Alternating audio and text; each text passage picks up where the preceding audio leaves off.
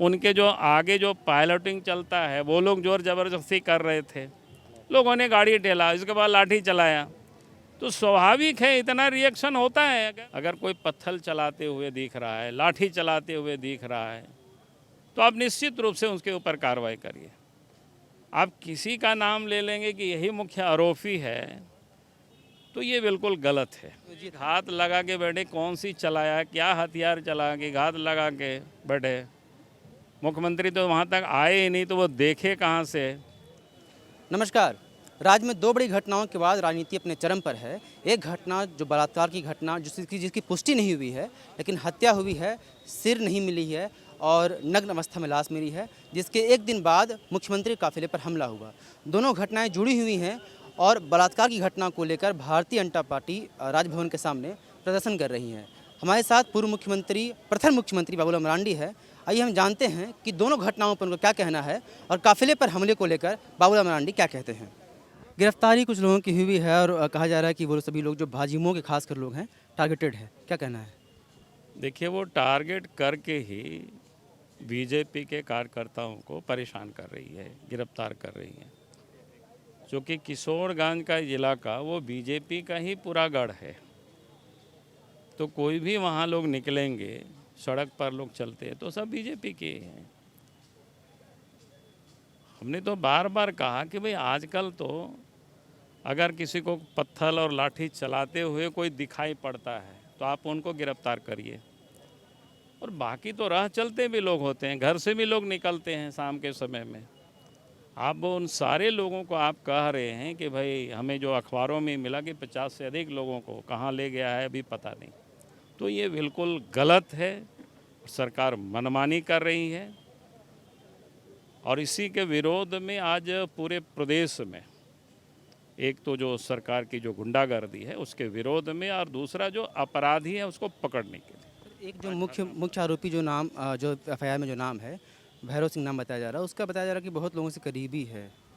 करीबी तो मेरा विषय वो नहीं है। मेरा कहना है कि मुख्य आरोपी या कोई भी आरोपी हो, आजकल तो सब रहता है वीडियो में ना। अगर कोई पत्थर चलाते हुए दिख रहा है, लाठी चलाते हुए दिख रहा है, तो आप निश्चित रूप से उसके ऊपर कार्रवाई करिए। आप किसी का नाम ले लेंगे कि यही मुख्य आरोपी है, तो ये बिल्कुल गलत है।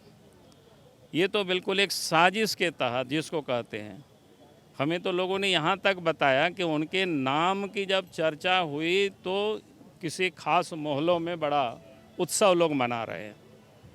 तो इससे तो लगता है कि बिल्कुल सरकार की मंशा बिल्कुल साफ नहीं है। लगता है कि प्रेरित जिसको बोलते हैं, जानबूझ करके फंसाने की ये साजिश चल रही है। मंत्री का बयान आया कि लोग घात लगाकर बैठे हुए थे और सुनियोजित घात लगा के बैठे, कौन सी चलाया, क्या हथियार चला के घात लगा के बैठे?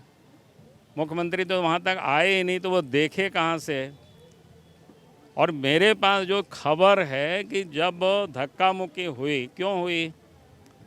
उनके जो आगे जो पायलटिंग चलता है वो लोग जोर ज़बरदस्ती कर रहे थे, लोगों ने गाड़ी ढेला, इसके बाद लाठी चलाया। तो स्वाभाविक है, इतना रिएक्शन होता है। अगर आपने मुख्यमंत्री के अगर सिक्योरिटी में, जनता हम लोग भी सड़कों पर चलते हैं, कहीं कहीं कोई दुर्घटनाएं होती है, लोग सड़क जाम कर देते हैं, तो हम लोग खुद रुक करके लोगों से बात करते हैं। तो वहाँ के पदाधिकारियों को बात करनी चाहिए थी। मुख्यमंत्री तो काफ़ी दूर में, जो कि मुख्यमंत्री के साथ जो काफिला चलता है, तो हमको लगता है 8-9 गाड़ी के बाद उनकी गाड़ी रही होगी, तो वो तो कहीं से मुड़ गए होंगे। तो ये तो बिल्कुल पुलिस प्रशासन की निकम्मापन और उद्दंडता जिसको कह सकते हैं, इस कारण से ये घटनाएं घटी।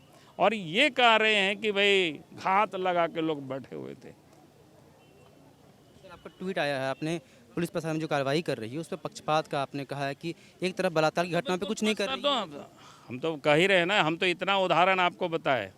बरहेट में वो थानेदार लड़की को झोटा पकड़ करके मार रहा था, उस थानेदार को कहीं अभी तक जेल ले गया। रांगा थाना में जो दरोगा है, जिनके पीड़िता, जिसकी बच्ची मर गई, वो उनके माँ बाप वहाँ जाते हैं और उन लोगों को थानेदार भगा देते हैं। और लाश जब दफना दिया जाता है, हम लोगों को जब पता चलता है, एसपी से हम लोग बात करते हैं, तब फिर लाश को कब्र से निकाला जाता है। उन दरोगा की गिरफ्तारी क्यों नहीं हुई? इसी और मांझी में अखबार में मैंने पढ़ा है इसी और मांझी में दरोगा एक पीड़िता जाती है तो कहता है कि प्रूफ ले आओ बलात्कार की, आपके साथ दुष्कर्म हुआ। उस दरोगा के ऊपर कार्रवाई होनी चाहिए थी, तो उनके ऊपर तो कार्रवाई नहीं होती है। कार्रवाई किनके होती है? सड़क पर जो चलने वाले लोग अपना विरोध प्रकट कर रहे हैं, उन लोगों के ऊपर कार्रवाई हो रही है। बहुत बहुत धन्यवाद। तो ये पूर्व मुख्यमंत्री, प्रथम मुख्यमंत्री राज्य के बाबूलाल मरांडी थे।